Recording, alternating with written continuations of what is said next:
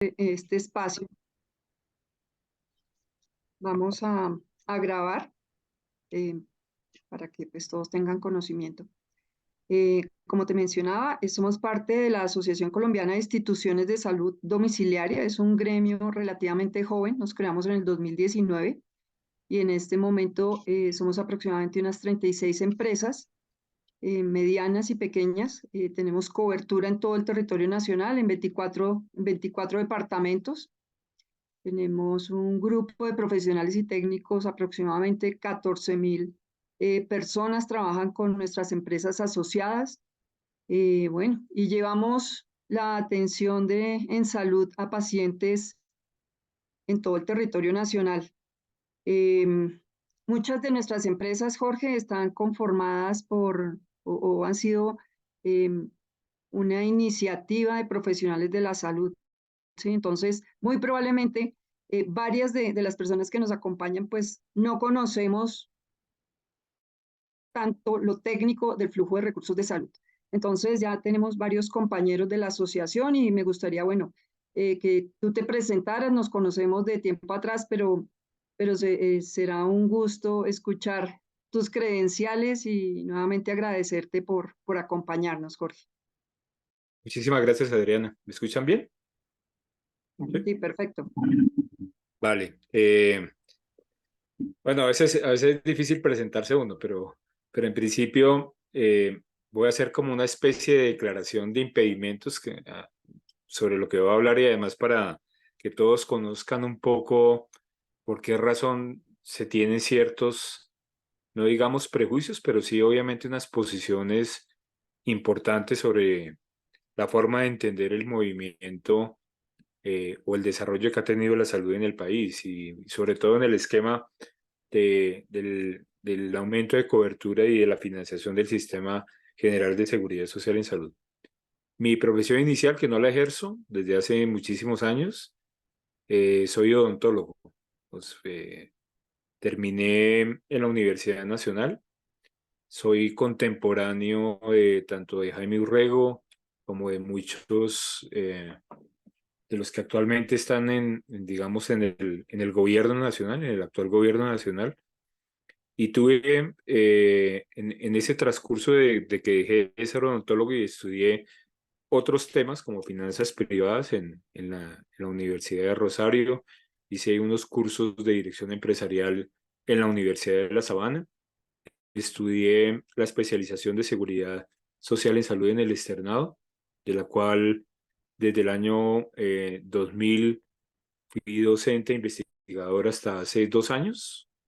Es decir, alcancé a estar casi 20 años de docente en la especialización en la maestría.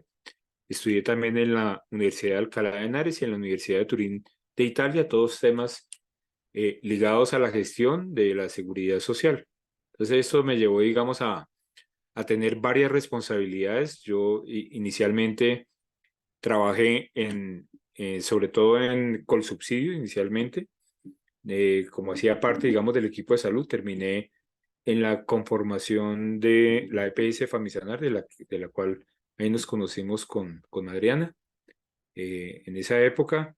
Luego después tuve la responsabilidad de ser el gerente de la EPS de régimen subsidiado de Colsubsidio. Ahí, digamos, trabajé en el aseguramiento. Posteriormente me fui para planeación de la caja de compensación, donde se desarrollaron otros temas ya no tan relacionados con los temas de salud, pero sí de seguridad social, y estuve en responsabilidades de la inclusión y desarrollo de los temas de subsidio de desempleo y el servicio público de empleo, de lo que ya luego después lo desarrollé en una empresa que se llama Asopagos, que trabaja en el recaudo de seguridad social y en temas de intermediación laboral y entrega de subsidios. Eso me llevó hace 3 años a que en la medida en que venía un tema muy complicado que era la pandemia. El ministro de Salud, el doctor Fernando Ruiz, con el que habíamos estado trabajando en unos temas de investigación desde el gremio de las cajas de compensación, me invitó a participar en el gobierno y fui director de la ADRES hasta hace un año. Estuve casi 2 años en la administración de los recursos del Sistema General de Seguridad Social en Salud, a cargo no solamente de los temas que eran fundamentales para ese gobierno, porque era un hito en el plan de gobierno del presidente Duque, el acuerdo de punto final, sino también en poner a operar adecuadamente los mecanismos de pago de la pandemia, de muchos elementos que se pagaron en la pandemia ya, y la puesta en marcha de la auditoría del siniestro que había tenido la administradora con el tema del FOSIGA y la puesta al día de las auditorías que se venían desarrollando para los accidentes de tránsito que no están cubiertos por el SOAD o por carros fantasmas. Entonces ahí estuve 18 meses con pues una responsabilidad grande de estructurar procesos y creo que fue con buen tino. Alcancé a estar casi 3 meses con el nuevo gobierno y ya llevo un año, ya se me acabó la puerta giratoria, a la orden, lo que necesiten, ya puedo hablar y ya puedo trabajar en los temas de salud. Ese es un poco como mi resumen de hoja de vida, Adriana. Ah, bueno, no, pues creo que quién mejor que tú, Jorge, que nos pudieras aclarar todo este tema que nos tiene pensativos y esa nueva norma que quieren sacar sobre el giro directo. ¿M? Yo les pido a mis compañeros, como esto se trata de un conversatorio, si podemos escribir los mensajes, los leemos, sería interesante que levanten la mano y pudieran abrir el micrófono y si es posible la cámara, sería de gran valor para que esto sea más dinámico. Pero iniciemos entonces, Jorge, para que nos cuentes de qué se trata este mecanismo del giro directo, cuándo se aplicaba, ¿sí? Tenemos mucha ansiedad desde los prestadores Vale. de tener recursos, porque este año ha sido muy crítico y bueno, tú tienes muy claro que y lo hemos sentido todos, que estamos supremamente asfixiados porque los recursos no están llegando a los prestadores y oímos una cosa y oímos otra y que el ADRES sí nos gira y que sí les gira las EPS. Entonces la solución, y parte de esta solución, tú sabes que fue una solicitud que se hizo como una solución de poder generar flujo para los prestadores, pero ¿de qué se trata? ¿O qué nos puedes contar de esto, Jorge? Vale. Yo quisiera poner como un contexto y en la medida, digamos, en la introducción de la reunión del día de hoy, del origen, digamos, de muchos de los que están en el día de hoy acá en la teleconferencia, yo sí quisiera contar un poco como la transición que ha vivido el país en los temas de financiamiento para poder llegar a eso que estamos llamando giro directo, a contarles también un poco las experiencias ya de primera mano que tuve cuando estuve a cargo de la ADRES en lo que tenía que ver con la conciliación de cuentas entre aseguradores y prestadores, que yo creo que es un tema que pasa muy de la mano cuando se está hablando de giro directo y que hay que, creo que todos los actores tenemos que tener muy claro cuál es el papel que cada uno está jugando acá, porque hay que hacer un reconocimiento inicial, que a diferencia, que yo creo que hacía parte como del marco conceptual con el que quería introducirse la discusión de la reforma de la salud en esta parte de la historia del país, los que llevamos mucho tiempo en este tema, todos sabemos que esos son recursos públicos, eso no es nuevo. Y entonces el uso de los recursos públicos está reglado por muchísimas cosas. Tanto así que el mismo ministro de Salud que días atrás venía diciendo en conjunto con el director de la ADRES y con el superintendente de salud que decían que las EPS no tenían ningún control, o ya lo tuvo que decir que sí, que efectivamente la Contraloría está en la revisión de los recursos. Y pongo ese contexto acá porque independiente de cómo lleguen los recursos, todos tenemos que tener claro que el funcionamiento del Sistema General de Seguridad Social en Salud el día de hoy tiene un intermediario que, digamos, nos cubre de muchísimas cosas. Es decir, cuando ya los pagos se hacen en la IPS, ahí ya tiene otra consideración especial. Pero en el momento que empiecen a circular directamente, eso ya tiene otras consideraciones. Entonces siempre hay que ponerlo en el marco. Segundo, yo quisiera contarles que los recursos de salud, igual como sucede en muchísimos de los mecanismos de financiación de los sistemas sociales de cualquier país, han venido de múltiples fuentes. Y lo que se hizo con la conformación de la ADRES fue hacer dos temas bien importantes. Una transición de lo que era el FOSIGA, que el FOSIGA tuvo unos temas bien importantes, era 4 subcuentas que había, tenía una independencia de cuentas. Cuando ya se crea la ADRES, se crea un fenómeno de unidad de caja, y al crear la administradora de los recursos del Sistema General de Seguridad Social en Salud, que es el nombre completo de la ADRES, porque es una administradora, que a veces que todavía uno escucha, ya después de todos estos meses, gente del gobierno nacional que sigue diciendo el ADRES, no, no es ningún fondo, es una administradora de los recursos. Lo que hizo fue unir todos los recursos en la evolución normal que venían todos los recursos, y solamente, y esto es bien importante para que todos lo tengamos claro, solamente por temas de ley, la ADRES puede hacer giros, y no los puede hacer ni por decreto, ni por resoluciones, ni por órdenes, ni presidenciales, ni ministeriales.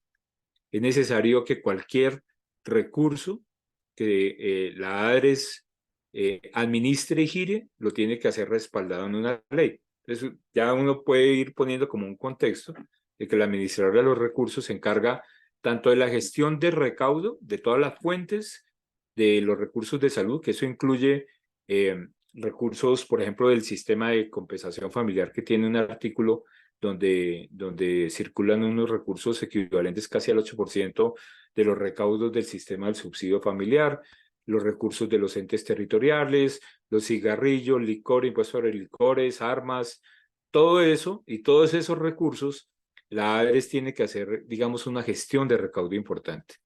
En esa medida, obviamente hay unos recursos que son del Sistema General de Seguridad Social en Salud, ya sea por vía presupuesto o por vía de los recursos de la nación, de los cuales irán dirigidos con cierta característica. Eso tiene que ver con los recursos de aseguramiento, que son los que se pagan la UPC, que ya luego lo miraremos con el tema de giro directo. Y a su vez, también vienen los recursos con alguna destinación específica. Entonces se pagan residencias médicas. En el caso de la pandemia se pagaron muchísimos temas, pero que estaban todos dentro del mecanismo de la emergencia social y sanitaria que se había dado en el país, y por lo tanto tenían fuerza de ley y podíamos, digamos, desde la ADRES hacer los giros, pruebas COVID, cosas como esas. Otra función muy importante que tiene muy ligada a la del aseguramiento es el tema de la base de datos única de afiliados. Entonces ahí se gestiona la base de datos única de afiliados. Ahí con Adriana hicimos un ejercicio muy interesante que no logramos hacer la corrección completa de todo el tema, pero fueron todos los recobros que se hacían para los temas de pruebas COVID, que estuvimos poniendo a disposición la base de datos para que se pudieran hacer las consultas adecuadas y se gestiona, digamos, una importante información ahí. Adicional, se manejan todo el tema de los recursos dirigidos, por ejemplo, para la atención de los accidentes de tránsito, de aquellos accidentes en que no están cubiertos por un seguro como el SOAT. Esos pero me digo que tengo que...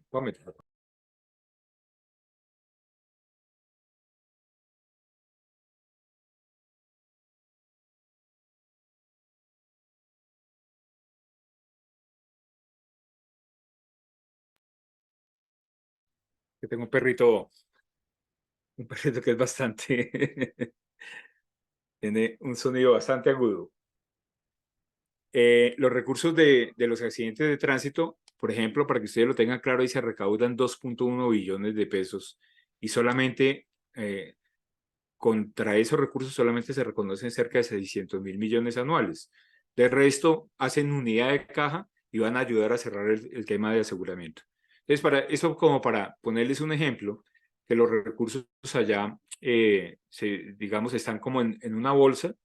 Se hizo unidad de caja y permite, digamos, una flexibilidad importante para momentos críticos, como por ejemplo se vivió en pandemia, que en la medida que los recursos del FOME, los del fondo que se creó especialmente para el cubrimiento de todos los temas de pandemia, llegaban a la ADRES por medio del presupuesto y se hacían las asignaciones, se lograban con cierta flexibilidad movilizar los recursos. Entonces hay que entender que la ADRES funciona como eso, y particularmente en los temas de auditoría tiene solamente, digo solamente porque eso solamente genera más o menos una operación de cerca de 50.000, de 50 a 60.000 paquetes de auditoría mensuales de verificación del SOAT, que sería muy difícil o requiere, digamos, una transición muy importante si llegara a hacer toda la auditoría o las consideraciones que se ha utilizado así sean de auditorías aleatorias, ¿sí?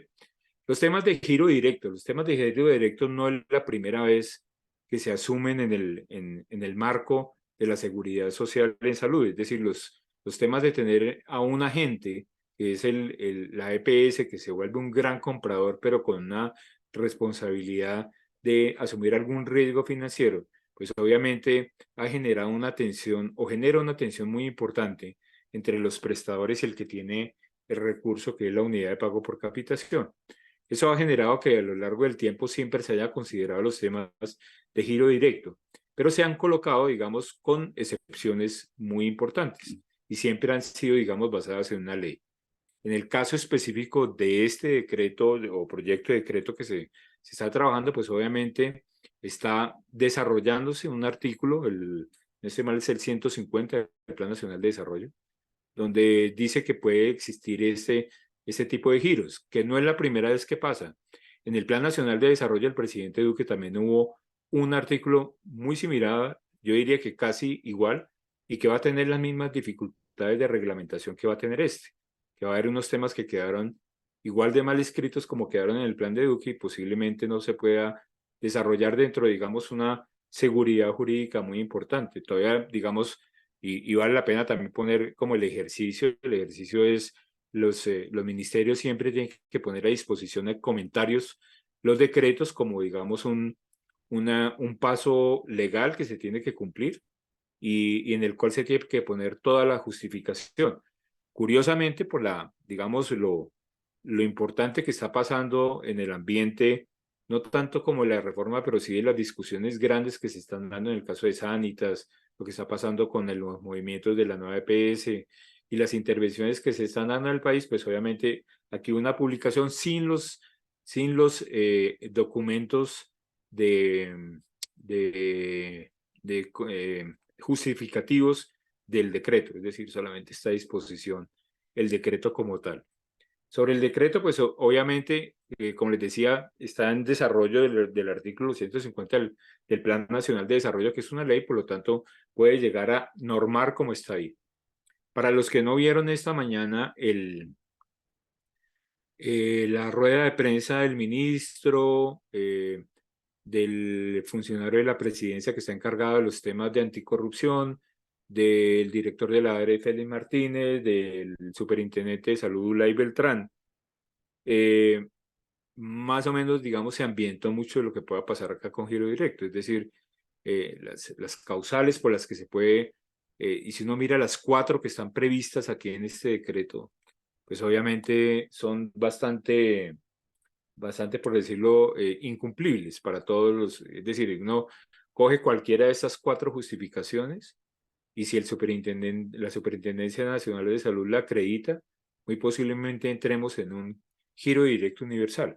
Si ese decreto es firmado en esas condiciones y obviamente no existe una demanda con la que se le pueda solicitar o alguien la demande con una detención de la aplicación de ese decreto que pudiera ser en algún momento, dado los impactos que puede tener. Sin embargo, cualquiera de esas 4 consideraciones, como para poner ya, digamos, un marco de posibilidades de lo que vaya a pasar acá. La primera que dice que esto aplicará para las EPS que tengan un 10% más de cartera de 60 días.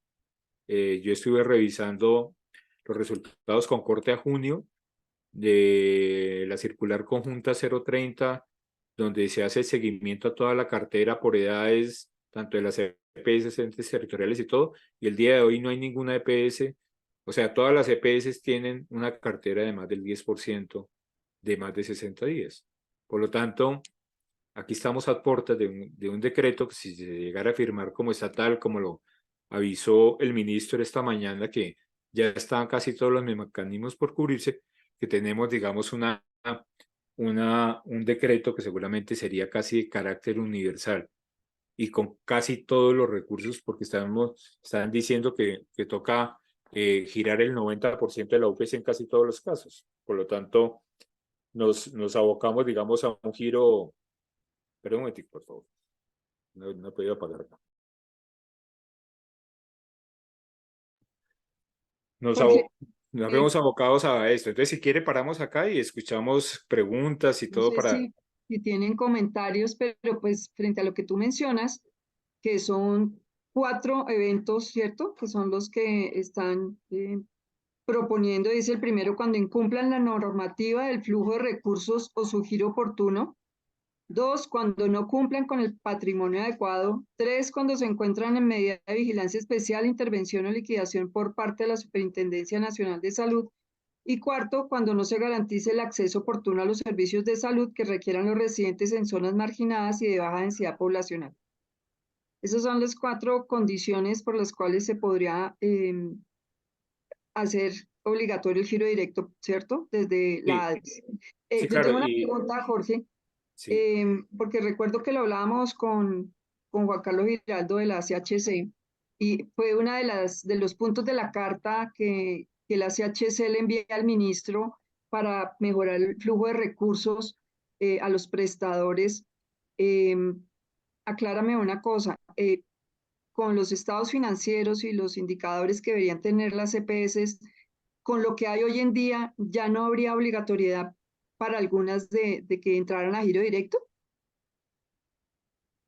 O al contrario, o cuántos entrarían a giro directo, es más o menos, sí, la pregunta. Sin esta norma, ya habría algunas que cumplirían la entrada a giro Claro, directo. solamente dependiendo, la Superintendencia Nacional de Salud en un informe que hizo la semana antepasada, tal vez, publicó, digamos, dos, lo que pasa es que no dijo cuál era el que era aplicable. Digamos, hizo dos filtros en una tabla en la cual 10 quedaban sin entrar a giro directo y en el otro solamente 4, dependiendo en el tema de las reservas técnicas, ¿sí? Entonces, digamos, sin decreto, podría estarse aplicando o al universo -10 o al universo -4, ¿sí? Para ser concretos en eso. Con Entonces, decreto Jorge, para entrarían que todos.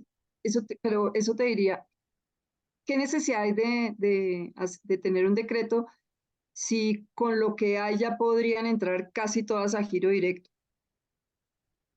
Sí, Adriana, yo aquí, ahí ya cuando ya tiene uno que empezar a hacer como los análisis de entorno de lo que pueda estar pasando, indudablemente el tema de este proyecto de decreto es un tema de zanahoria y garrote, ¿no? Entonces acá hay garrote, indudablemente. O sea, cuando uno ve cómo está redactado esto, pues es bastante curioso. En las lecturas repetitivas que he hecho de ese proyecto de decreto, yo me imagino, ya como igual uno ha estado en el gobierno siempre, desde que se hace el Plan Nacional de Desarrollo y se hace un artículo en el Plan Nacional de Desarrollo, ya se van, mientras ya está a punto de aprobarse, ya se van redactando los decretos.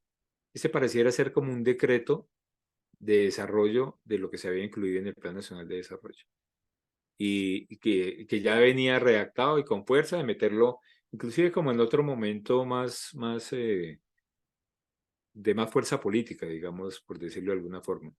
Ya es bastante fuerte, o sea, es bastante fuerte porque además incorpora una serie de asuntos que yo lo dejaría mucho más para los abogados de los temas de contratación que ya se mete, digamos, en temas de la relación entre dos partes dentro de un contrato. Entonces ya empieza a decir en qué orden se tienen que girar, cómo tienen que girar, cuánto, etcétera, etcétera. Y tiene un componente muy grande de los sistemas de información para hacerle seguimiento a todo eso. Vamos, que es bastante duro, ¿no? O sea, si me preguntaran mi opinión sobre el tema, es bastante agresivo, muy seguramente pudiera llegar a generar, digamos, un tema muy complicado, ¿no? De los recursos.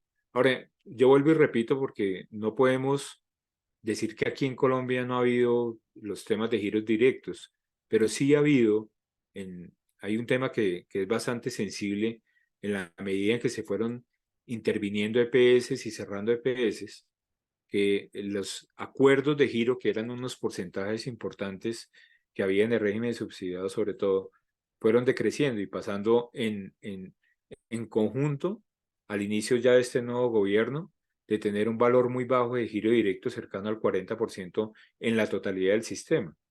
Eso quiere decir que sí ha ido perdiendo, digamos, importancia el giro directo. Lo que pasa es que el giro directo está muy atado a los mecanismos de control del gasto, que es pues hay que decirlo tranquilamente, esa es una de las funciones que se tienen en los mecanismos de aseguramiento. Nos guste o no nos guste, alguien lo tiene que hacer, pero en principio digamos que existe, pero se venía deteriorando. Entonces, indudablemente, cuando ustedes hablan lo difícil que está el tema, pues obviamente viene el otro tema de entorno muy importante, y es que en la medida en que en el horizonte se ve muy corto plazo que posiblemente las aseguradoras pueden cambiar su papel fundamental o se pueden terminar o las pueden, digamos, eh, llevar a unos puntos importantes de decisión en sus juntas directivas, pues hayan endurecido mucho las condiciones para los propietarios de esas o los accionistas de esas EPS de endurecer un poco los temas de retorno de capital y se hayan vuelto un poco más complicados los giros, ¿no? Pedro, ¿estás levantando la mano? Sí, señora, ¿cómo está?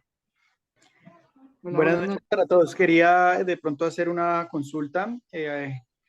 Doctor, las CPS vienen señalando pues permanentemente que los recursos que están asignados hoy en día para los servicios PBS y no PBS son insuficientes. Y ahí de pronto hago énfasis sobre todo en los servicios que los jueces vienen pues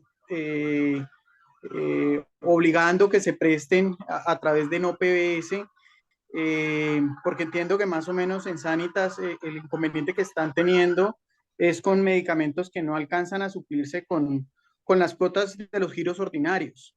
Y quería también preguntarle acerca de las capacidades que tendría el ADRES para poder hacer los pagos a, de tantas facturas, de tantos servicios. Creo que no hay un sistema donde pueda centralizarse esa información a día de hoy.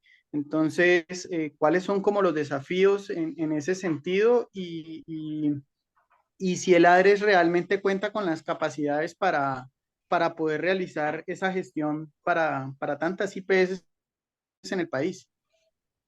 Muchas gracias. No, con gusto, pero ha hecho, digamos, como esas preguntas que son fundamentales, ¿sí? Entonces, la primera tiene que ver con, en el desarrollo, digamos, de la evolución del Sistema General de Seguridad Social y Salud en Colombia, pasamos de tener un POS a tener un PBS. Luego viene la ley estatutaria y dice todo, pero solamente con aquellos, lo famoso, las listas blancas, las listas negras, etcétera. Y en últimas terminamos, digamos, con unos procedimientos que son cubiertos por un plan. Y al estar en ese plan son cubiertos y se pagan con la UPC. Digamos que ese es como una primera bolsa. Lo segundo viene todo lo que era no por, luego se llamó no PBS, con toda la complicación y la evolución normativa que hizo que hubiera unos rezagos muy importantes, y hay que situar en ese espacio de tiempo el acuerdo de punto final del presidente Duque del pasado gobierno, donde se hizo un reconocimiento efectivo de que se habían dejado de pagar bastantes cosas sobre los temas de no PBS o no POS o como se quisieran llamar, con un tema bastante complicado y una serie de reglas a lo largo del tiempo, y sobre todo con otro tema muy importante, y es que las habilidades para facturar y poder soportar todas las facturas han cambiado mucho durante los años, y segundo, sí se ha ido mejorando mucho eso, y hay épocas en que era muy difícil. Entonces, había represado, nosotros recibimos, por ejemplo, para poner al día todos los temas de no PBS, se tomaron dos decisiones muy grandes: presupuestos máximos para cambiar la metodología, que la gente pasara recobros a la ADRES, pasar los recobros de los no PBS, hacer un acuerdo de punto final y decir todo lo que no se ha pagado, ustedes lo pueden pasar a auditoría en la ADRES, pero con la condición de que lo desmontan de las demandas que tienen contra el Estado, las administrativas. Ahí, ¿cuánto procesamos? Procesamos 16 billones de pesos en facturas y se terminaron pagando 7.2 billones de pesos de todo el ENO-PBS.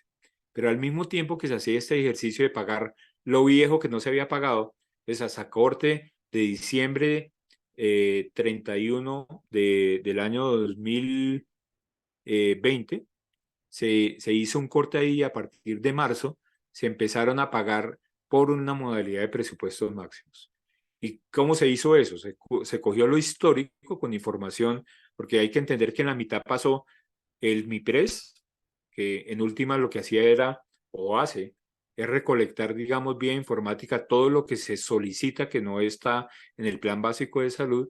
A su vez se le hace un control de entrega y basado, digamos, en información precisa, se hicieron unos cálculos de cuánto se estaba pasando. Y se pasó de una modalidad de esperar a que vinieran facturas que se miraban en auditoría para pagar a una estimación de presupuestos máximos.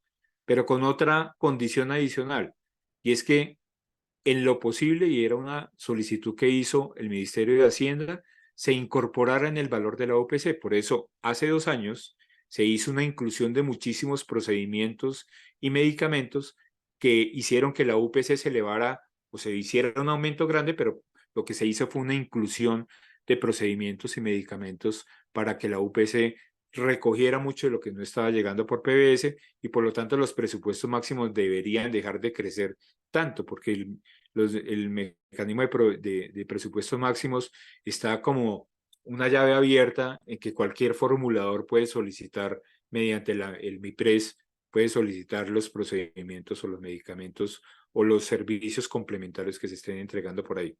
Entonces hay que entenderlo en ese contexto y que son dos bolsas diferentes. Una cosa es lo que reciben las CPS por presupuestos máximos y otro es lo que se recibe para pagar plan básico. Y que en sana lógica uno no debería estar pagando con UPC lo que es no PBS, porque si no se va a generar, digamos, un desequilibrio ya sea cubriendo lo PBS con lo no PBS. Por lo tanto, lo que pasó con Sanitas, que eso es importante hacer la aclaración, aunque es posible, y voy a hacer un paréntesis bien importante, primero no tengo ninguna relación con Sanitas, pero les voy a contar yo qué vi en el acuerdo de punto final. En el acuerdo de punto final, todo lo no PBS, Sanitas ya lo había pagado a sus proveedores.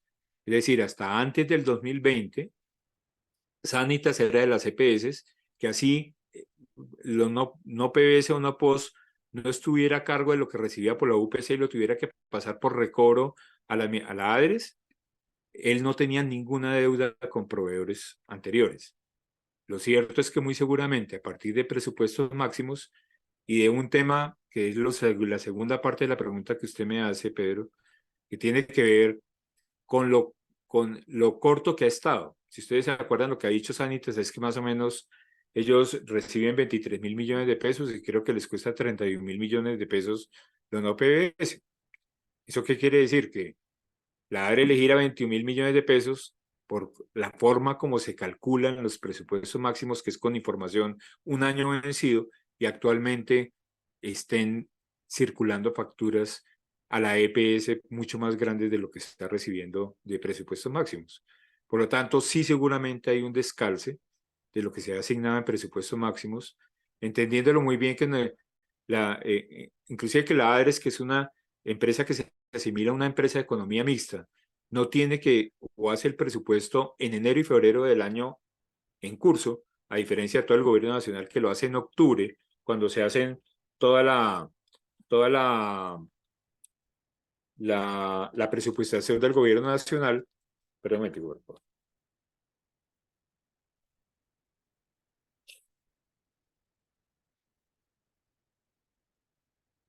No sé por qué razón este no se le quita el volumen, por más de que se lo haga dos veces. No se hace ya al mismo ritmo de la presupuestación del gobierno nacional, hay un descalce y ese descalce no se está, digamos, reflejando en eso, en presupuestos máximos. Históricamente la unidad de pago por capitación también tiene un descalce en la forma como se calcula. Por lo tanto, muy seguramente estamos arrastrando, aunque se han hecho ejercicios importantes de aumentar la unidad de pago por capitación un poco más grande, pero debe venir con un descalce estructural no debe venir, viene con un descalce estructural desde hace mucho tiempo. Ese par de realidades el gobierno nacional actual no lo reconoce. Dice que la plata es mucha y que la plata alcanza. Y yo creo, y realmente después de tantos años que hemos estado y he escuchado, yo creo que ni alcanza, ni es suficiente, y con una amenaza de extinción, pues cualquiera puede llegar, digamos, a ciertos escenarios un poco difíciles y puede empezar a apretar el flujo de recursos, ¿no? No sé si alcancé a contestar todo, Pedro, de lo que me Muy bien, preguntó. muchas gracias, doctor. Muy claras sus dos respuestas.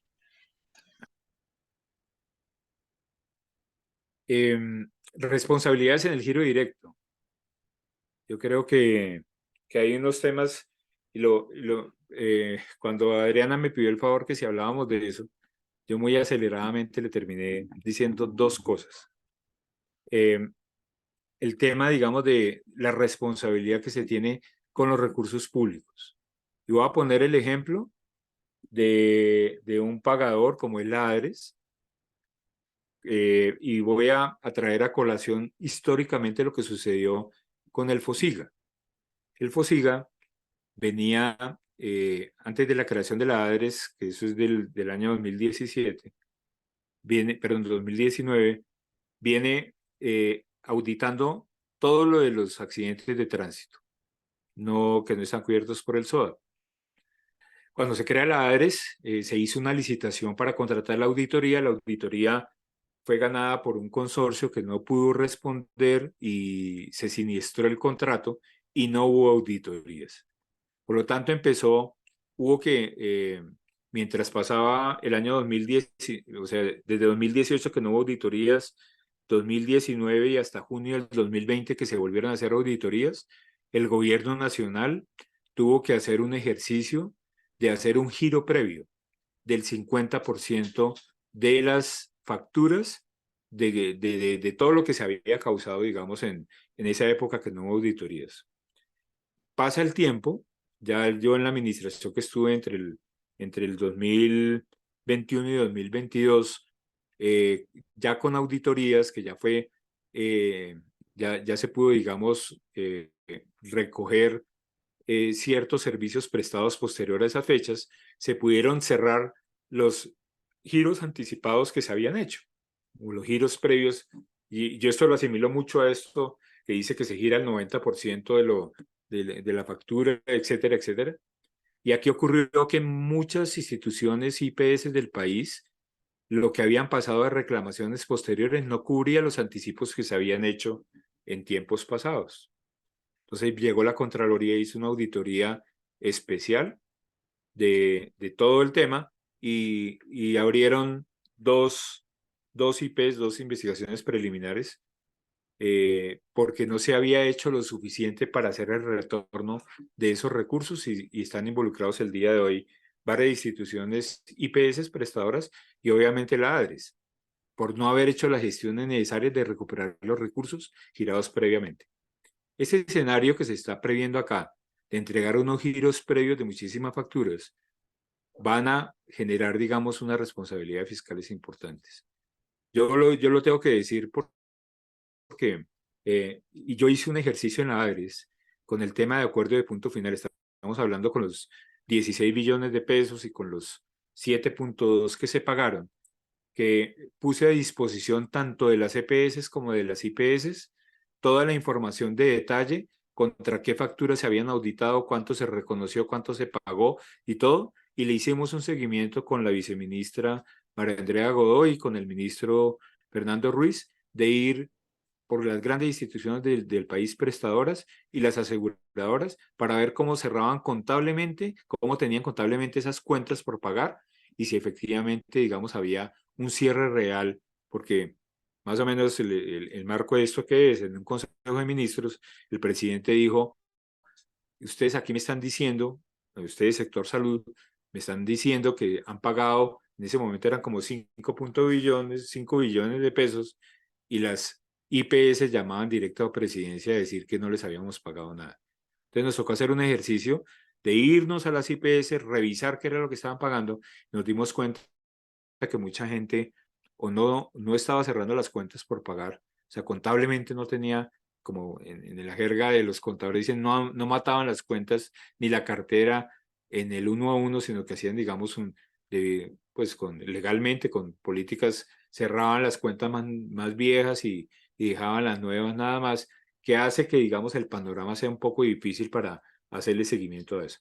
Entonces, lo que yo diría es, falta todavía hacer mucho ejercicio de coordinación de la información, esto sin un sistema de información real de seguimiento y que se vuelva un giro universal, sin cambiar los roles y responsabilidades de actores como los que existen en el día de hoy, puede ser un tema complicado, puede ser un tema que puede llevar, digamos, a una locura, digamos, del cruce de cuentas y que yo creo que todos deberíamos estar como muy preocupados o que se haga una reforma a fondo y se haga dentro del marco de una reforma y no un tema de giro directo universal como está propuesto por la vía directa.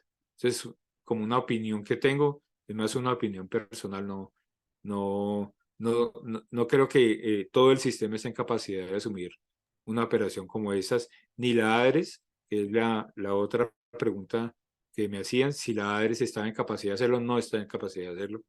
No lo puede hacer en una transición yo le diría que va a requerir cerca de 4 años si ese fuera el papel. Ahora, ahí viene otro juego diferente que ya es un poco más técnico y de incentivos que se pueden generar, digamos, en el sistema de la seguridad social en salud, y es que se quiere volver casi de lo que el día de hoy está en UPC, que eso es subsidio a la demanda, a pasar otra vez a oferta, cerca del 16% de los recursos de la UPC, para pasarlos a esto de los CAPS y a generar, digamos, como un plan alterno que va vía oferta y otro que va vía demanda, que no es muy claro cómo técnicamente se puedan conjugar ese par de recursos.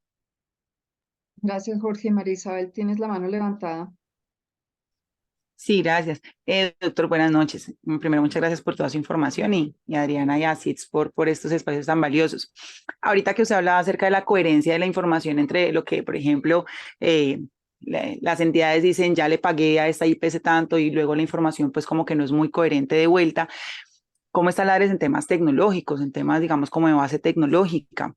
Hoy vemos que definitivamente para poder tener la trazabilidad de esa información, para poder hacer un seguimiento de esa información de pagos, de giros y demás, pues definitivamente un gran aliado, además por el volumen de entidades que van a manejar, pues tiene que ser un tema de un seguimiento definitivamente digitalizado. ¿Cómo está la ARES, pues, como en esos términos? Teniendo en cuenta que hoy, pues muchas de las EPS manejan aún archivos en Excel de digitación manual, lo que entorpece y dificulta y obviamente no en la vida de la agilidad pues de todos los procesos administrativos en el sector salud, que a veces en la entidad vemos que por un profesional asistencial necesitamos 2 administrativos para que puedan cubrir todas las demandas y las necesidades en temas de facturas, glosas, devoluciones, contestaciones, radicaciones. Entonces, pues, ¿cómo está el ADRES como en ese ámbito tecnológico? Gracias. Pues María Isabel, voy a hablar exactamente por lo que yo viví. Yo cuando llegué encontré una con sistemas de información heredados desde el FOSIGA, un atraso tecnológico importante. Logramos gestionar cerca de 100.000 millones de pesos para ciertos desarrollos, que es lo que el día de hoy tiene la ADRES, pero eso no es suficiente. Eso requiere, digamos, unos cambios muy importantes de la forma como se gestiona información. No puede decir que la ADRES es muy buena en la administración de la base de datos única de afiliados. Eh, la tiene, digamos, unas falencias en el manejo, más en la definición de políticas y en un tema de disposición de una excelente información que le serviría muchísimo a los actores, a las IPS, a las EPS, de poder valerse de esa base de datos, pero tecnológicamente está bien. En los temas de auditoría sí está muy retrasado, todavía tiene eh, el día de hoy no pudiera asumir una auditoría de más allá de lo que actualmente tiene de responsabilidades con accidentes de tránsito, que no pasa de ser ni el 3% de toda la facturación que se pudiera generar en todo el país. Entonces requiere una transición. Eso no quiere decir que no se puede hacer, pero se cumple, digamos, un principio fundamental, y es que pasamos de tener múltiples sistemas que son de contingencia mutua de alguna forma, a depender de solamente una institución, que es más o menos lo que le puede llegar a pasar a la DIAN, por ejemplo, cuando a lo largo de toda la evolución que ha hecho de tecnológica, pues se caiga la DIAN y no pueda recibir ni las declaraciones de renta, ni esas cosas que se dan, digamos, en los picos importantes. Entonces no es tan fácil pasar de un tema para el otro.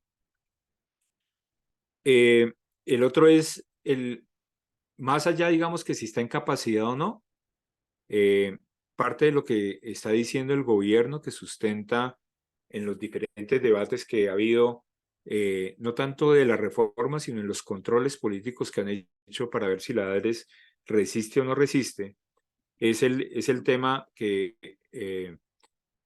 existe entre el gobierno, el convencimiento, que lo que toca hacer es no auditar, sino primero que se establezca un registro abierto, no de contratación como existe el día de hoy, que ahí ya empieza a aparecer un riesgo importante, que lo tenemos en el tema, por ejemplo, de accidentes de tránsito. Ahí hago un paréntesis. El día de hoy, cualquier persona que se accidente, lo tienen que atender en la clínica que esté más cerca, en el hospital o en el centro médico más cercano, y él a su vez, si no lo puede atender en toda la complejidad, lo tiene que hacer una remisión ya más lógica. Pero en principio queda abierto a que cualquier IPS del país puede estar pasando una cuenta de cobro a la ADRES, en este caso. ¿Eso qué significa? Que la ADRES no hace ningún contrato, sino que tiene como unos contratos de adhesión de estas IPS.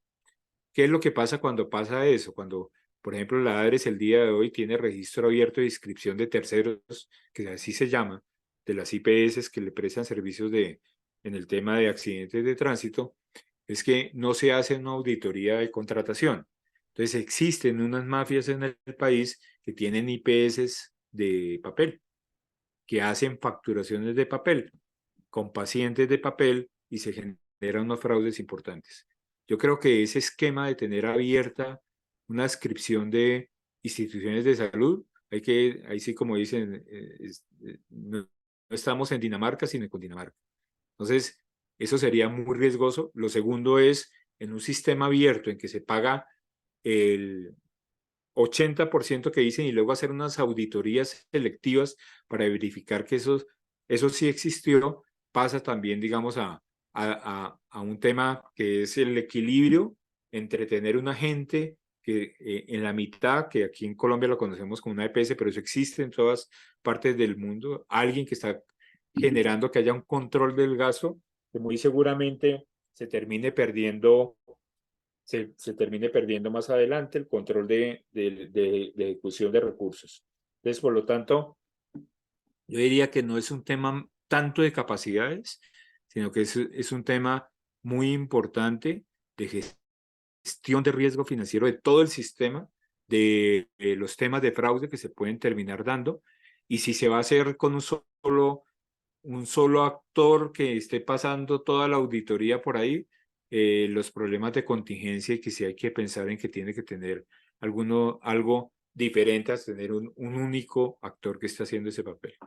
Yo diría que es un tema de equilibrios, es un tema no tanto como desarrollo de capacidades, y no se nos olvide que de todas maneras la propuesta está para tener un crecimiento El día de hoy son solamente, digo son solamente porque son 400 personas aproximadamente que trabajan, a tener en los primeros ejercicios que hicieron para lo que conciben que debería ser esa administradora de recursos con operaciones regionales, que acordemos que la reforma no la han aprobado, pero tampoco lo que han dicho que ya no va a haber de las áreas regionales no quiere decir que no lo puedan revivir a lo largo de las discusiones. Y han empezado a pasar hasta casi 10.000 trabajadores y eso generaría, digamos, un consumo muy importante de recursos, porque de todas maneras el papel de ese agente en la mitad que el día de hoy conocemos como EPS, alguien lo tiene que hacer. Puede que no nos guste, pero alguien lo tiene que hacer. No sé si Marisabel le contesté.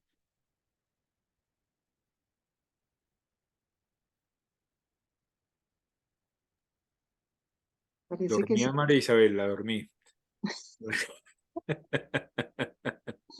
Jorge, Doctor, de pronto quería insistir con una pregunta y es, ¿qué aspectos positivos podría verle usted en este momentico a un giro directo a través del ADRES? Pensando en el escenario como se encuentra ahorita, ¿qué aspectos positivos rescata usted del cambio que están proponiendo? Eh, Mencionaba usted, por ejemplo, que en el gobierno Duque se había hablado del tema y que es muy parecido el estudio que se Como está está haciendo. redactado. Sí. Mire, Pedro, yo sí creo que debe existir, sobre todo en los contratos de capitación, sobre todo en los contratos de capitación, debería haber giro directo. Eso no debería por qué estar, digamos, por otras vías dejando que vayan los recursos. Aquello que requiere, digamos, los contratos donde es muy claro un acuerdo entre las partes, donde casi todo está derivado de riesgo, todo eso debería ir por giro directo, por ejemplo. Yo soy amigo del giro directo, no en la totalidad, ¿no? Porque también entiendo en la medida en que yo he tenido que tener el papel de ser un auditor, de alguna forma, no de alguna forma, yo he sido un auditor. Yo sí creo que de todas maneras alguien tiene que estar haciendo una labor policial en la mitad. Entonces, lo que no creo es que deba ser universal y con todos los recursos, porque creo que se pierde los dos papeles que utiliza. O sea, no, yo logro entender, yo también estuve en la parte de prestación. ¿Sí? Valga la pena, de pronto en la exposición inicial no lo dije. Entiendo lo que pasa en el tema de flujo de recursos.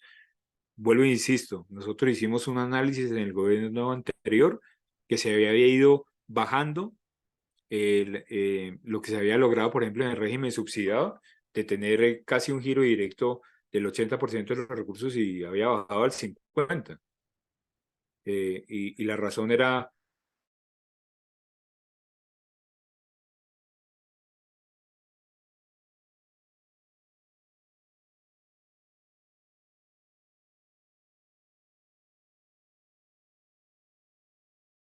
yo sí creo que tiene que haber, lo que pasa es que no debe ser todo y debe estar limitado, digamos, a ciertos tipos de contratación o de relaciones contractuales entre aseguradores o el que funcione como asegurador, porque bien puede ser el asegurador ser solamente uno del Estado, pero eso no puede estar abierto, porque después no hay quien controle el gasto. Y acá tenemos que insistir, somos un país que no tiene muchos recursos. Entonces, alguien tiene que hacer una función un poco desgastante, que es que tiene que controlar el gasto. Entonces, alguien tiene que estar en la mitad. Doctor, pero ese punto medio no le parece que es muy complicado en el sentido de que si las EPS pagan una parte y el ADRES paga otra parte, pues es más fácil que se enreden las cuentas.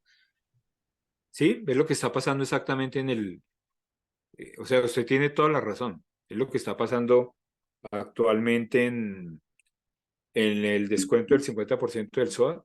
No sé si ustedes saben que ahí se hizo un ajuste hasta antes del descuento que dio el gobierno. eh, Había una cobertura hasta 800 salarios mínimos y a partir de ahí, si o cubría la EPS o cubría la ADRES en lo que se fuera desarrollando ahí para adelante. Y se bajó el techo a 300 salarios mínimos y de 300 a 800 entró a cubrir la ADRES. Entonces, en esa falta de solución de continuidad de esos dos tramos entre 300 y 800, se ha generado un trancón impresionante de la responsabilidad de quien tiene los roles ahí. Y no se ha podido pagar, entre otras cosas, porque no se han podido poner de acuerdo las aseguradoras, que cubren hasta 300 salarios mínimos, y la ADRES de 300 a 800. Entonces, indudablemente hay que tener muy claro roles y todo. Lo que pasa es que estamos en un momento muy, muy convulsionado, como no sabemos si se va a acabar el aseguramiento, si sigue el aseguramiento, que si gestores o no gestores. La política pública ha perdido un poco de orientación a eso. Pero usted tiene toda la razón, en eso hay que tener muy claros los roles, porque después nadie tiene la responsabilidad. Muchas gracias. Gracias, Pedro, ¿no? Y además, Jorge, un temor que tenemos los prestadores latente y es la liquidación y la intervención, ¿no? Porque hemos tenido muchas experiencias nefastas que nadie paga. Entonces, a veces, no sé, uno dice, bueno, por lo menos aseguro algo y después lo demuestro. Fíjate que cuando tú hablas del giro directo, es una figura que se dio o que se ha dado en el tema vacunación, ¿m? Que nos hicieron unos giros previos, y ahora el tema de legalizarlos y adicionalmente de poder, de que las aseguradoras nos certifiquen la totalidad de dosis, nos tiene ahí como en la mitad a los prestadores, ¿sí? Porque no hay claridad de qué pasa si las aseguradoras pues no certifican. Entonces, al doctor Arcadio Daza. Hola, doctor Arcadio. Aquí nos pregunta Jorge, ¿merece la propuesta de eliminar el SOAT y entrar directamente en el sistema? Uy, nosotros alcanzamos a tener un proyecto en el gobierno anterior de incorporar eso dentro de la UPC. ¿Qué es el problema? Que hay un problema de, que ese es otro como para otra charla con ustedes. Los manuales tarifarios son muy diferentes. Y entonces todo lo que se genera ya en accidente de tránsito se paga muchísimo mejor. Entonces, cuando nosotros, de muy buena voluntad, lo tengo que decir, empezamos a ir por todo el país ya cuando volvieron a abrir otra vez después de la pandemia, y los primeros que nos dijeron que por favor no lo hiciéramos fueron los hospitales públicos, porque muchos de ellos tienen una tablita salvadora con lo que facturan con los accidentes de tránsito. Entonces digamos que ahí hay un problema no tan fácil de resolver como pensaron cuando se vino al gobierno, o no sé si ustedes se dieron cuenta que el ministro alcanzó a decir que lo iba a hacer y luego ya no volvió a decir. Los que conocen un poco el sistema le debieron decir, oiga, espere, que hay unos líos bastante profundos que tienen que ver con cómo funciona un manual tarifario. Que ahí es otro tema muy importante para ustedes los prestadores, que ahí hay un espejo al que mirarse. ¿Qué pasa cuando existe un manual tarifario con ciertas cosas y ciertos incentivos? ¿No? Entonces, es difícil, no lo logramos. Las fuerzas fueron mayores y no logramos, pero yo soy de los que creo que debería ser unificado que en últimas es un continuo. La prestación del servicio no importa el origen. ¿Qué es lo que pasa? Que sí, obviamente, en la financiación, que ese es un tema muy importante, es un riesgo que se deriva con ciertos responsables y que se tiene delimitado de, digamos, el cubrimiento de lo que debe hacer como un Estado social de derecho, de cubrir la enfermedad como tal. Y en el caso de los accidentes de tránsito, pues está muy ligado a que el que lo debe financiar es el causante, digamos, del tema. Es como hablar de riesgos laborales. Que si, ¿por qué no incorporar riesgos laborales a la atención, a la cobertura del Plan Básico de Salud? ¿Sí?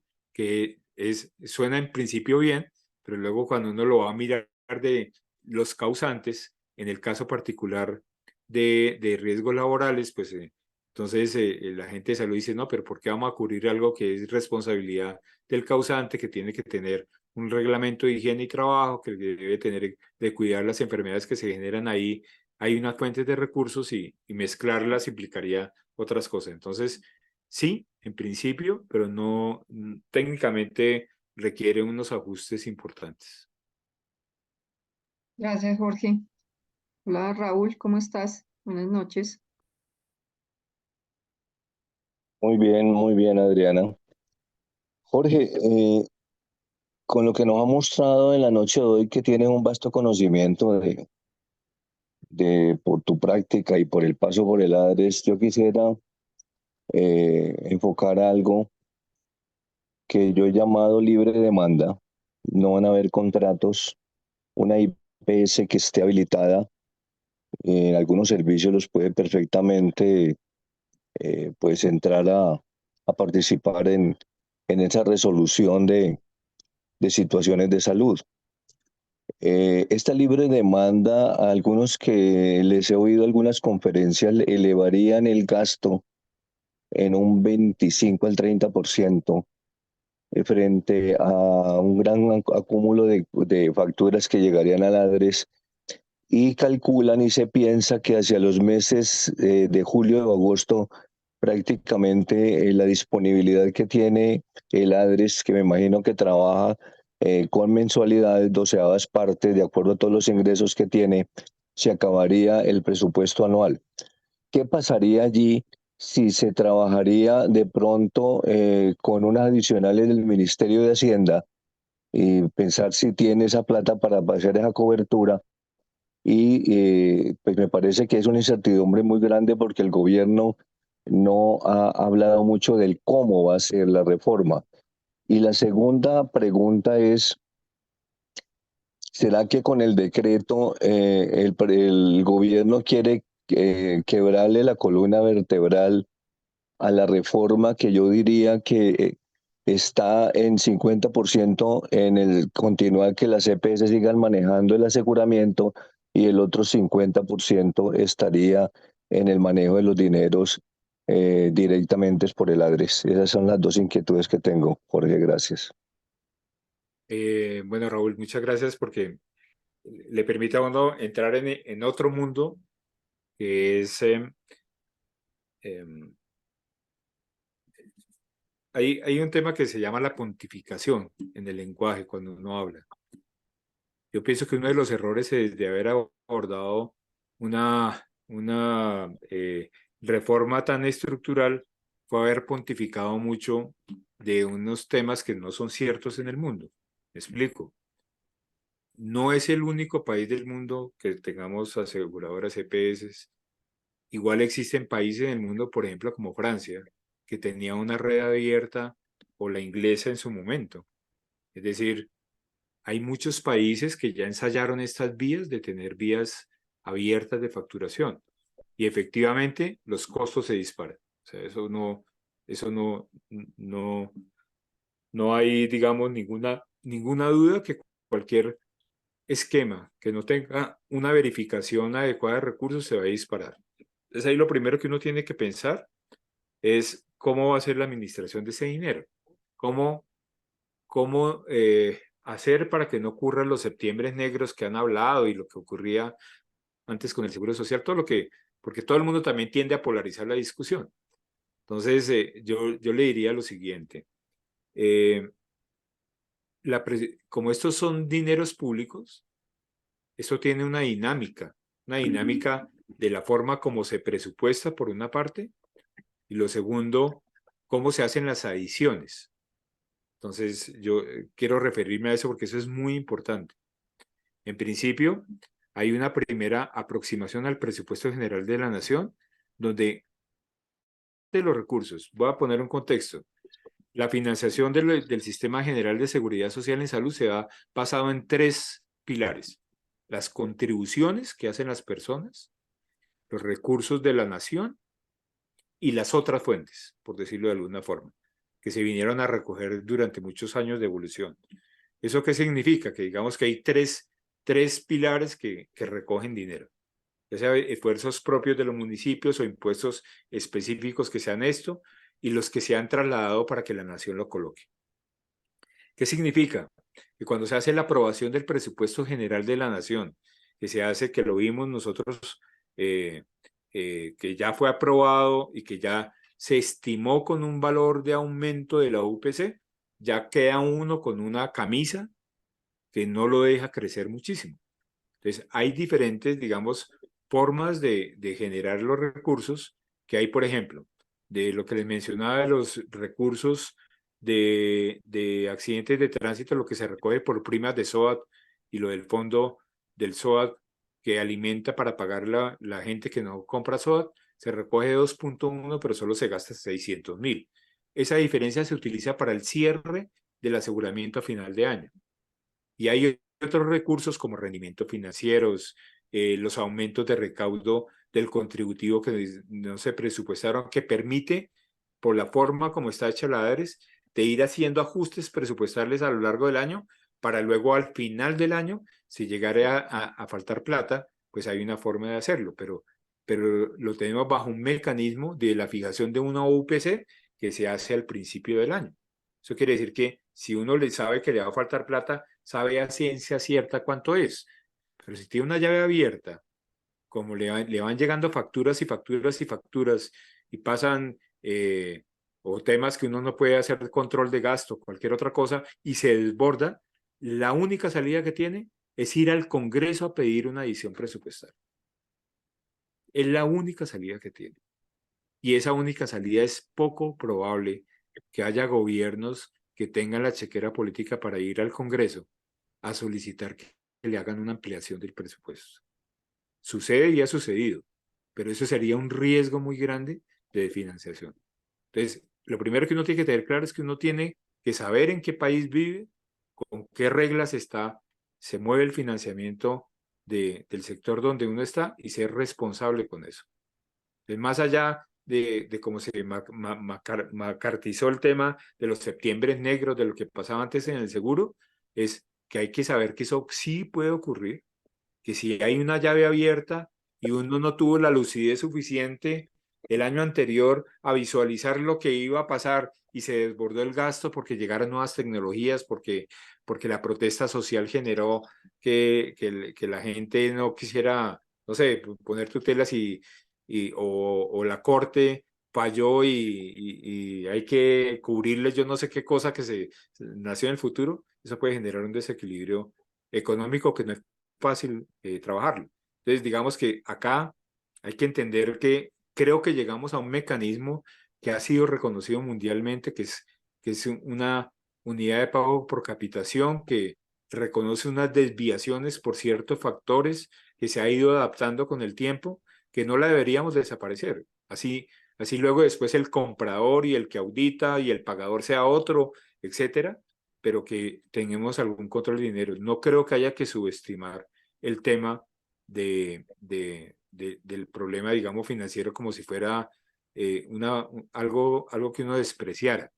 Pongámoslo que haya un solo pagador, un solo contratador, pero si los mecanismos no hay un buen control, se puede generar, digamos, temas preocupantes sobre esto. No sé Lo del si, decreto, señor. lo del decreto, el decreto que te dije que de pronto la intención del gobierno es quebrarle la columna a la reforma porque está matando el 50% de la duda.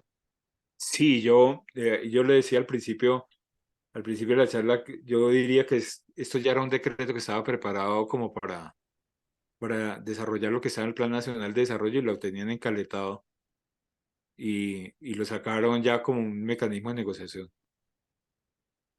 Vale, muchas gracias. Ahora lo comparto. Sí. Gracias. Gracias, Raúl. Pero, Jorge, una inquietud, donde muy probablemente salga esta norma, ¿cierto? Del giro directo, inmediatamente entra en vigencia y lo que hablamos es que entrarían todas las aseguradoras o todos entrarían a giro directo, pero tú bien nos dices que la ADRES no tiene esa capacidad para asumir ese giro en esa magnitud.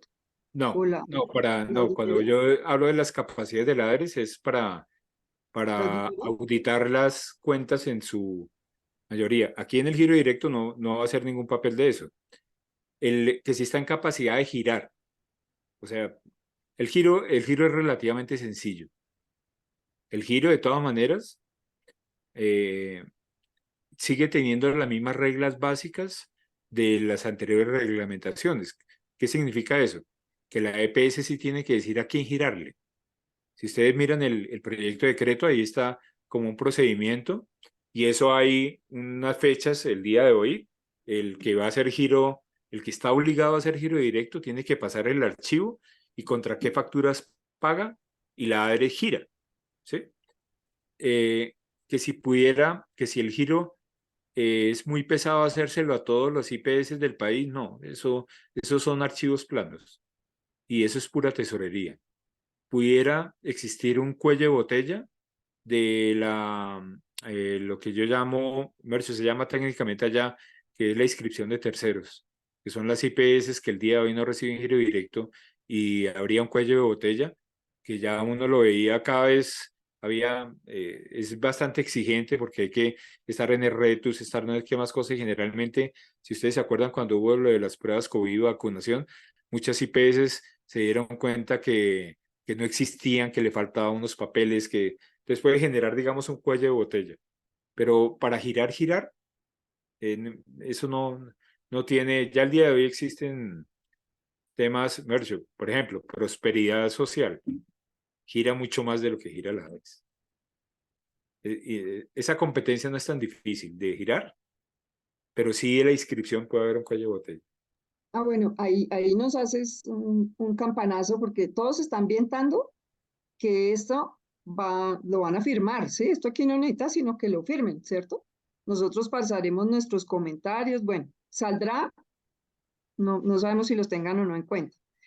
Eh, pero la invitación entonces a los compañeros sí es identificar si todos hemos hecho el proceso de inscripción para el giro directo, entendería, porque ahí Sí. cuando a todos les toque, muy probablemente va a pasar, muy probablemente, va a haber un cuello de botella. Entonces sí sería como que revisáramos esa posibilidad, si estamos o no como objeto de giro directo, si esos son los términos Existe, correctos. ahí entran a la web de la ADRES y ahí están todos los requisitos, revísenlos y miren a ver si están inscritos, si no.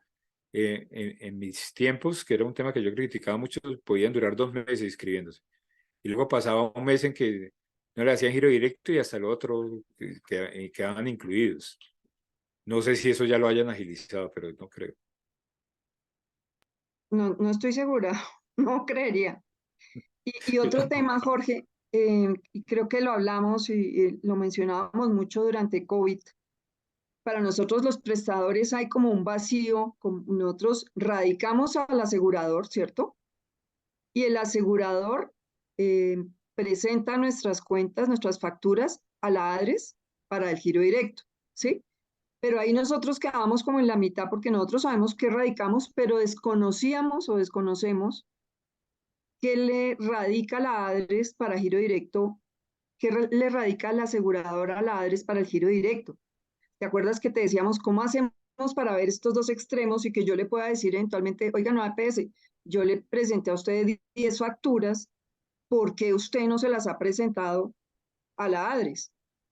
Y recuerdo que tú trabajaste en ese tema, pero si mal no estoy, creo que esa consulta que tenemos, que podíamos tener los prestadores, ya no está disponible. ¿Tú sabes algo? Sí, curiosamente, no sé por qué razón me dio por mirar algo en la web de eso, dale que me había preguntado algo, y vi que habían puesto un aviso que decía que estaban en desarrollo de volver a disponer esa consulta masiva. Algo está en las noticias. Fue algo que estaba buscando otra cosa y vi que habían puesto un aviso que ya pronto iba a estar nuevamente disponible la consulta masiva para IPS. Porque ahí quedaríamos ciegos otra vez, ¿no?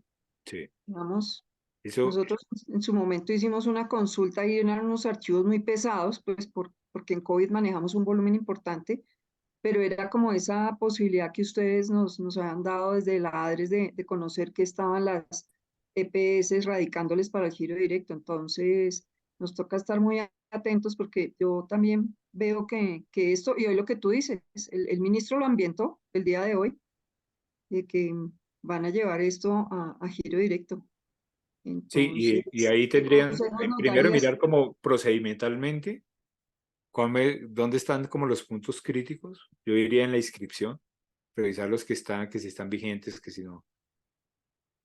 Lo segundo, cómo sería el procedimiento de detalle de la retroalimentación para los actores para poder hacerle seguimiento, porque ahí sí, el decreto dice que se deben desarrollar y todo, pero ahí habría que trabajar como muy en conjunto porque cada institución no tiene los mismos niveles de respuesta.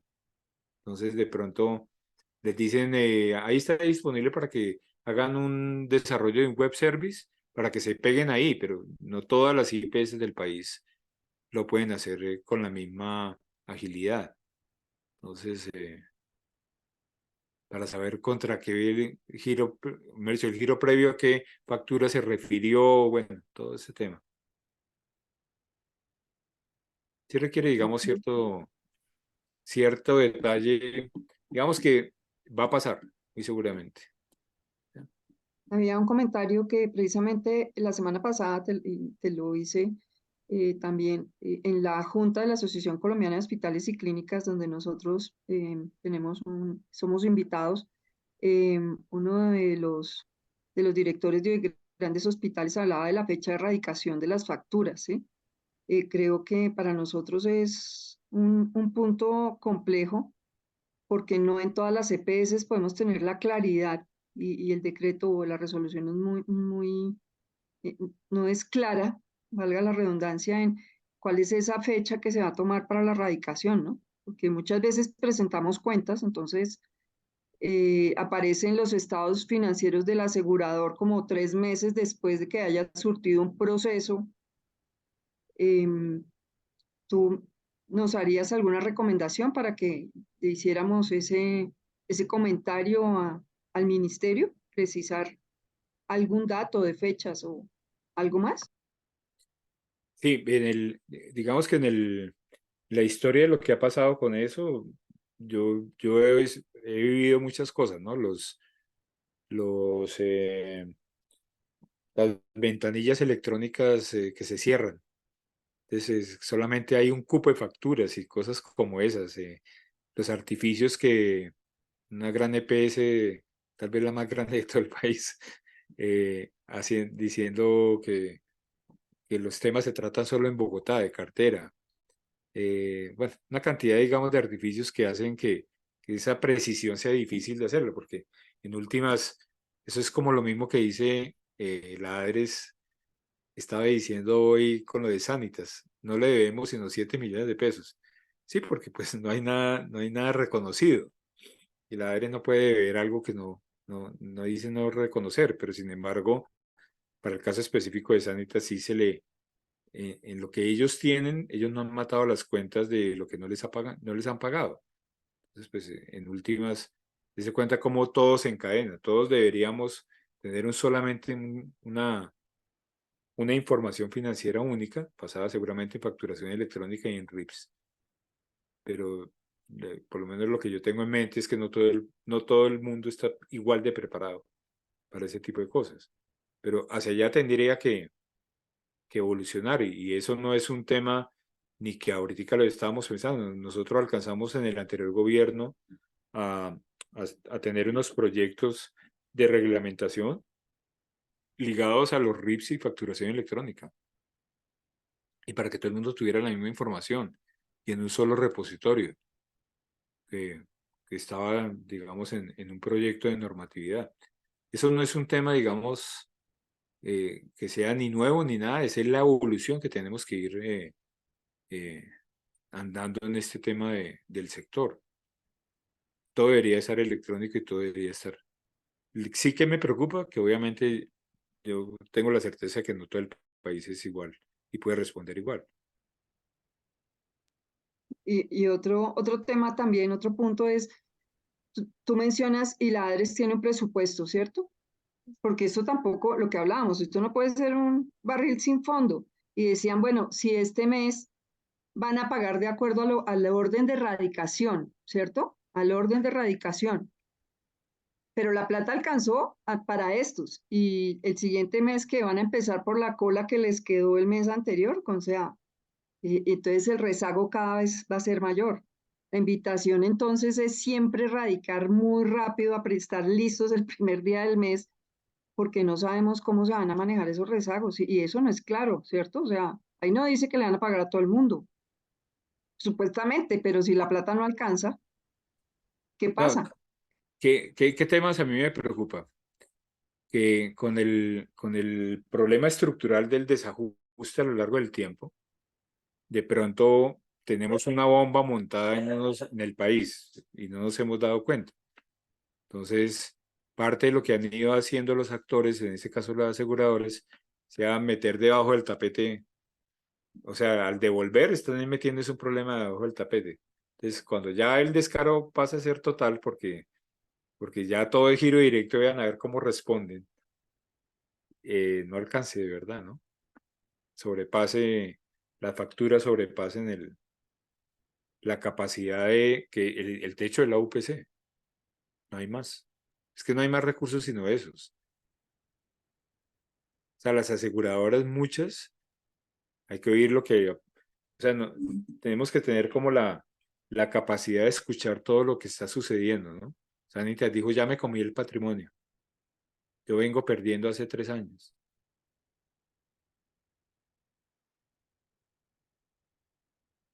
Y Pero, cuando no alcance, no, el tema es listo, nos pagan lo que facturemos y qué pasa con lo otro, ¿de dónde van a sacar las aseguradoras la plata para pagarnos lo que viene en rezago? las cuentas, las EPS están diciendo, recibimos 100 y gastamos 102. Eso quiere decir que van a llegar 102. Entonces, ¿en qué orden o cuándo se empiezan a colar las cuentas y todo? Pero en últimas, digamos que no hay que ser tan fatalistas con el tema. Creámosle al gobierno que el gobierno dice que hay mucha plata. Yo creo que preparémonos. No me atrevería a decir que vaya a faltar plata, pero Bueno, Jorge, creámosle a la Ares que dice que es mucha plata. plata hay, plata hay. Bueno, bueno, sin comentarios, ¿no? Jorge, de verdad, muchísimas gracias. No, no veo No, más comentarios. Ya llevamos 1 hora y media. De verdad, gracias por tu tiempo. no, con Probablemente gusto.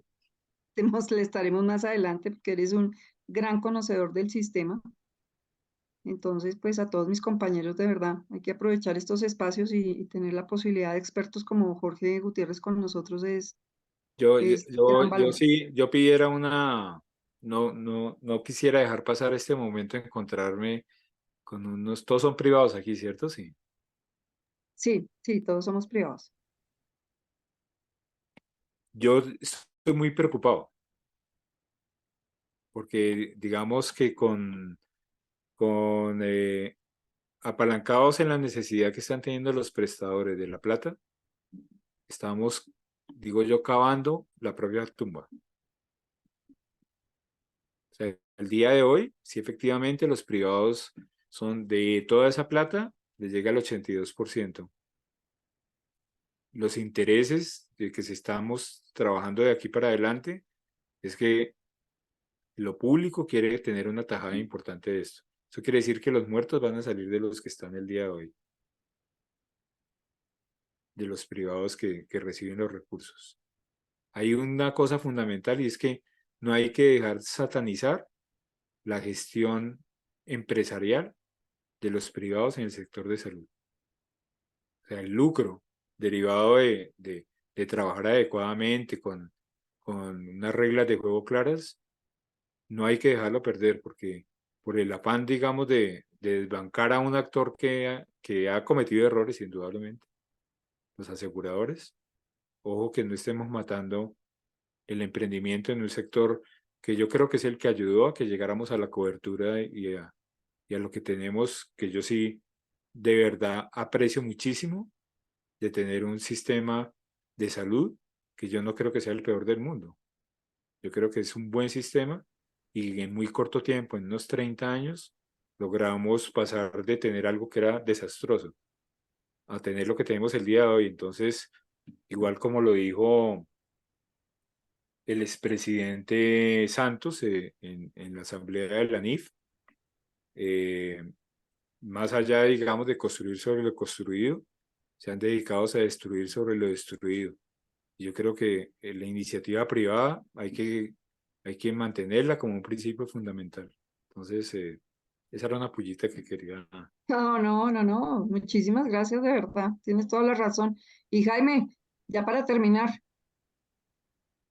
Jaime Hurtado. Jaime Hurtado.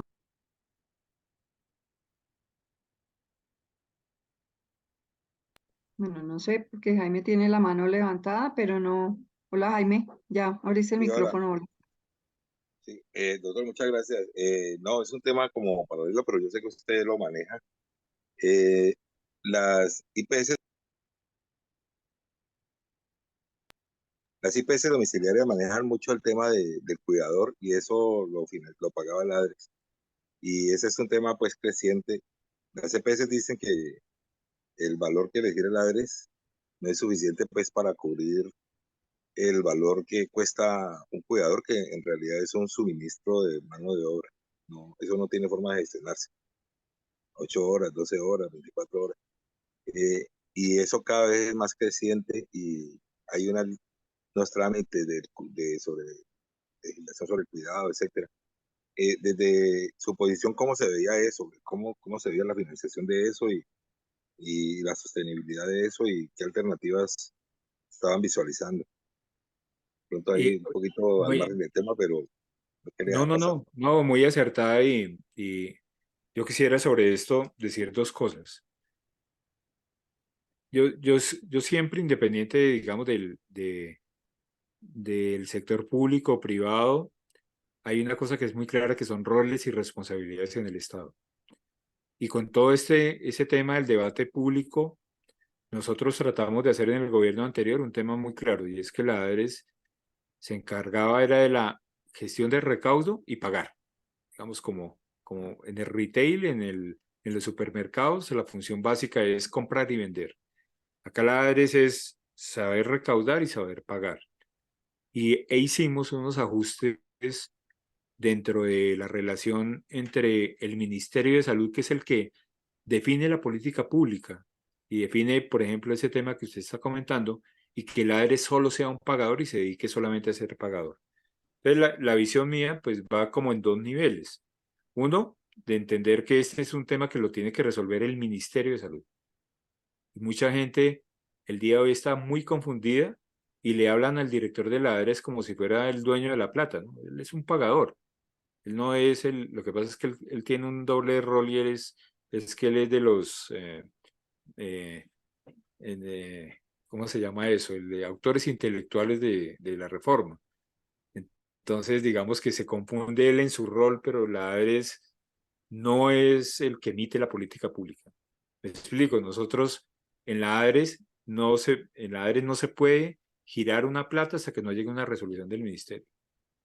¿Por qué? Porque el dueño de la responsabilidad de la política pública es el ministerio. Entonces, por ejemplo, presupuestos máximos. Ustedes vieron lo que pasó con el atraso que tuvo la ADRES. ¿Qué pasó? Que las resoluciones donde se decía cuánto tocaba pasarle a cada EPS se duraron estancadas casi 3 meses en el Ministerio de Salud. Mientras tanto, así la ADRES la tuviera en los bancos La Plata, eh, en el presupuesto el dinero para girarlo hasta que no llegaran las resoluciones del ministerio, no se podían pagar. ¿Por qué? Porque hay una oficina de tarifas y ya se me olvidó cómo se llama, de costos y tarifas en el Ministerio de Salud que define ese tipo de cosas. Entonces, para eso que me está preguntando Jaime, indudablemente hay que ir a tocar la puerta al ministerio, al ministerio. La ARS es simplemente un pagador. Entonces, si allá dicen que toca pagar, pues se paga, pero el que lo define es el ministerio. Pero muy atinada la pregunta que hace, porque mucha gente cree que la ADRE responde todo y aparte de eso, si tenemos un director bastante fluido en comentarios, pues cree que allá se definen las cosas, ¿no? Allá no se definen. Muchas gracias. Listo. Jorge, muchas gracias. Con gusto. Y gracias a todos los compañeros por estar el día de hoy. Ya sabemos, tenemos un poco más claridad que, O les amplié las dudas, que eso también puede suceder. bueno, hay mucho para aprender, ¿no? Y bueno, mirar a ver cómo nos movemos, Gilberto. Pero váyanse preparando procedimentalmente, porque si se va a dar, Sí, eso es lo que va a dar seguramente el se trancón. va a dar, y de hecho, Revisen exactamente. si están cumpliendo, entren a la web de la ADRE, mire qué es lo que toca tener, empiecen a hacer de una vez los trámites, tener todo Sí, de preparado, porque acuerdo. si se da luego se quedan en la mitad y sigue, entonces ahí se adiciona otro problema adicional al de hoy. Que es no estar, no ser que sujetos de giro, o ese sería Sí, el, hay que estar inscritos en la ADRES, o sea, la ADRES no le va a girar a cualquiera que diga, ahora gíreme a mí, o la EPS, listo, le toca cumplir a rajatabla lo que dice el decreto, entonces él pasa a la lista, pero sí, en el momento de subir el archivo para girar no está inscrito como tercero en la ADRES, no se puede girar. no, eso es súper importante, ¿no? Porque de pronto uno da por hecho que le van a girar, pero eso tenemos que tenerlo muy presente todos. Tenemos que cumplir una serie de requisitos para estar inscritos, tal vez, no sé si es el término, en la ADRES para ser sujeto de giro directo. Y Gilberto, ya para terminar, Gilberto ha estado muy inquieto y es uno de los promotores de este espacio contigo, Jorge. Gilberto hace parte de la Junta Directiva. Hola, Gilberto. Hola, Gilberto. hola, Adriana, doctor Gutiérrez, muy buenas noches. Quería saber su posición frente a lo que vienen haciendo los jueces de la República. Ya los ordenadores del gasto no son solamente los que dicen ostentar la ordenación del gasto, sino hay unos nuevos ordenadores del gasto que son los jueces de la República. Yo pienso que eso de alguna manera ha hecho que también el sistema se esté colapsando porque ellos en su interpretación de lo que el ciudadano le pone en su escritorio, piensa que pues recursos hay, recursos hay, recursos hay, recursos hay, y de alguna manera los ha venido, lo ha venido ordenando. ¿Usted cómo ve ese tema? Y más aún con este tema, no, pues ya sabemos que se está gastando el dinero con una ordenación que a veces que ni siquiera tiene el soporte para hacerlo. He visto cosas como, por ejemplo, con salud, con recursos de la salud, hacer ascensores en las casas, cosas de ese estilo. Pero con esta reforma que todavía no ha pasado y pareciera que estuve en un evento en Cartagena la semana pasada de Gestar Salud y eso está muy enredado, no está fácil que eso vaya a pasar, pero bueno, puede pasar. ¿Cómo ve usted ante la reforma todo este tema de los jueces y su ordenación del gasto? Muchas gracias, doctor, por sus comentarios muy amables. No, Gilberto, mire, aquí hay como dos mundos antes de continuar, digamos, a mí me parece que los jueces de alguna forma eh, terminan garantizando derecho fundamental, entonces uno no debería eh, satanizar tampoco eso tanto. Sin embargo, digamos, hay que hacer primero una disección, qué es lo de salud y qué son servicios sociales, ¿sí? Es que hay primero un tema que no completamos en el país, que fue el famoso, ya no me acuerdo si era el cuarto libro de la Ley 100, eran los servicios sociales complementarios, que en últimas, muchas veces los jueces eh, se confunden un poco y van pasando de los límites de la salud a terminar como que el Estado, pues, y seguramente el Estado le tendrá que poner un ascensor a alguien que tenga una discapacidad y que por no poderse mover y bajar del cuarto piso, pues se va a engordar y si se engorda se le daña, no sé, tiene hipertensión y se va a morir y bueno, entonces ahí le encuentran la línea para eso. Entonces yo diría primero hay que tratar ese tema Es un tema que toca sincerarlo, cuánto cuesta, qué es de ese lado, qué son servicios sociales complementarios como lo conocemos y lo de salud. Lo otro tiene que ver con los recursos disponibles. Nosotros creo que ese es un esfuerzo que tiene que hacer el Estado en su integridad. Con la Procuraduría, nosotros hicimos un ejercicio de reunirnos con el sector, o sea, con los jueces y capacitarlos en estos temas. O sea, porque muchas veces se da simplemente porque hay un juez que termina fallando, digamos, en derecho, pero sin entender mucho de eso. Entonces, creo que tiene que haber un continuo de capacitación para todos los jueces, para efectos de entender. No que yo entiendo que lo del dinero no debería ser para un derecho fundamental, como ya está entendido la salud. Pues obviamente hay que entenderlo, pero también hay que entender que la plata pues tiene sus límites y que hay unas fuerzas muy importantes que hacen que sea muchísimo más grande las necesidades de dinero que la plata que hay disponible. Pero eso solamente se logra en la medida en que el Estado, en su integridad, tanto el Poder Judicial, el Ejecutivo, el Congreso, permanentemente se estuviera, digamos, capacitando sobre eso. Mire la renovación que hay en el Congreso y que, pues sí, uno se da cuenta que muchos de los que promueven la reforma no tienen una formación suficiente para estar hablando y dicen cosas que no son ciertas, o sea, son bastante erradas cuando uno los oye en los debates del Congreso pensando que es infinito, pero es que si no hay plata, a muchos le faltaría sentarse, por ejemplo, con Hacienda, con la Dirección de Regulación Económica de la Seguridad Social, para que se den cuenta que allá la plata no es infinita. Y esos son los primeros que saben decir que no. Entonces, es un esfuerzo muy grande y hace parte de todo lo que nos falta desarrollar, servicios sociales complementarios, para poder hacer un límite y una disección de eso. Esa debe ser como la ley 200. Nos toca desarrollar. Sí, lo que pasa es que como dice Gilberto, sabes, Jorge, ese tema de cuidadores para nosotros es súper Sí, complicado, ¿sabes? sí, me imagino. Muy difícil.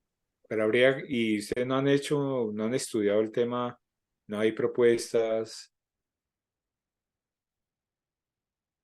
¿De qué No, orden? de mirar alternativas. Es que mire, cuando estudio yo la historia de las fuentes, normalmente cuando se hacen las grandes reformas, por ejemplo, en España, lo que pasa es que vino toda la crisis en Europa, pero allá alcanzaron a hacer el libro blanco de todos los temas de servicios complementarios, de cuidadores, de todo el tema de todo ese tema, que eso es impresionante. Y en principio siempre toca hacer ese ejercicio para poder identificar fuentes de recursos que haya. Es igual a lo que pasó en salud. En salud, las fuentes de recursos son como 70 y pico fuentes de recursos. Y hubo que ocurrir muchas reformas para que se pudieran recoger en algún momento en un solo sitio, para poder hacerla eficiente y poder determinar realmente cuánto se necesita. Entonces, digamos que para todo este tema de servicios complementarios, digo, alguien tiene que hacer un ejercicio de aproximación. Yo sé que en la Javeriana, Miguel Uprimi, yo sé que estuvo trabajando en un tiempo mirando esos temas cuando él estaba en las Ocadas con un agente del Ministerio de Salud. Es decir, hay que recoger todos esos esfuerzos y ver cómo se canalizan, se promueven leyes en el Congreso y todo, porque el día de hoy es muy difuso y claro, queda uno a la deriva de las fuerzas que hay por ahí resolviendo el tema. Es como coger el toro por los cachos, Adriana, es lo que yo creo. Ahí el tema, Jorge, es que como ahora no hay interés en todo lo están colgando a los recursos de salud, ¿no? Sí, Y lo claro. que decía también Gilberto, pues no nos favorece que los jueces también le parece por desconocimiento muchas Sí, veces y pero date cuenta cómo lamentablemente es hay un ordenador detrás, ¿no? claro, pero Que date estamos, cuenta cómo es de importante que el Ejecutivo no esté diciendo que es mucha plata. Pues todos sabemos que no es mucha plata.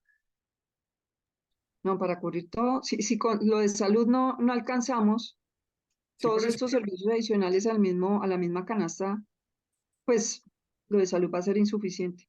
Pero Sí, pero bueno, el Ejecutivo no puede estar diciendo que sobra plata. no, sí, Adriana. obviamente no sobra plata. Señor Raúl, dime. Bueno, yo no voy a hacer no voy a hacer preguntas porque ya las preguntas se agotaron, pero sí quiero resaltar la apreciación que nos hizo Jorge, y todos la recordamos, que la tendencia en el gobierno es a fortalecer el sector público, y de muchos gobernantes, y de muchos gobernadores que han quedado electos, y no pueden desconocer que más del 75% del poder del manejo de la salud en Colombia lo está haciendo el sector empresarial privado. Yo creo que ahí hay una pelea fuerte, porque si no, nos van a poner la mano encima y vamos a caer por fuera, y van a haber barreras dentro de esa libre forma de trabajar el sector frente a la reforma, que no nos va a permitir, si no está regulado esto, poder entrar en el manejo adecuado de estos procesos de salud. Esa reflexión que hizo él, que la hizo de muy buena forma, me parece que es supremamente importante en este momento donde se están discutiendo las cosas. Sí, Raúl, y permítame, yo complemento un poco. Jaime Urrego, en Gestar Salud, mostró lo que tiene presupuestado para 4 años de inversión en CAPS. Eso es plata, poniéndolo en términos de competencia, los que hemos estado en el emprendimiento privado. Eso es plata que no cuesta. Y van a poder empezar a operar a la tarifa que le paguen, porque pues todo está por vía oferta. Entonces, mientras que los privados que han construido a punta de sudor, claro, de muchas cosas, que es la contratación de los profesionales, todo lo que ustedes quieran, pero ha sido construido con esfuerzo, y les van a montar a unos competidores a cero costos, porque ahí está la plata. Esa Jaime Urrego dijo cuántos billones iban a invertir en CAPS. ¿Y dónde está la metodología para decir que en una ciudad, por ejemplo, o en una localidad de una ciudad como Medellín o Cali, ya hay suficientes CAPS privados y no se van a poner públicos, y empiecen a pulular los públicos? Y entonces ya luego aparece el otro problema, que es, por ejemplo, lo que nos está pasando aquí en Bogotá, que se hace semejante hospital en Bosa, pero no hay con qué llenarlo. No hay con qué llenarlo, porque la Capital Salud ya tiene comprometido toda la plata en contratos, y entonces se la va a tener que quitar a un privado para dárselo al hospital de Bosa, para poder llenar toda esa infraestructura que hicieron allá en Bosa, sin que estuviera, no estoy diciendo que no sea importante la gente de Bosa, ¿no? Porque es que empieza todo este tema de la discusión, pero ¿dónde están las reglas claras para saber dónde se van a abrir esos CAPS?